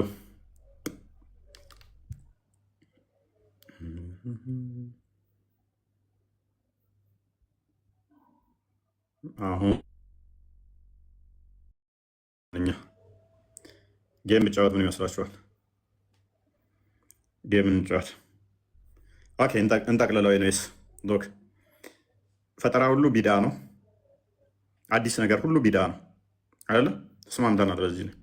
አዲስ ነገር ሁሉ ኢኖቬሽን ሁሉ ቢዳ ነው። አዲስ ነገር ሁሉ ቢዳ ነው። ቁርአንን ላይ የተናገረው ቃል በቃል ከሆነ እሱ ምንድነው? ቢዳ ነው። ቢዳ ሁሉ ደግሞ ጥመት ነው። ጥመት ሁሉ ደግሞ ገሃነም ይከታል። ይሄን ያለው ማን ነው? መሐመድ ነው። መሐመድ ነው ይሄን ያለው። በዚህም መሰረት ተውሂድ የሚባል ነገር የለም በቁርአን ውስጥ።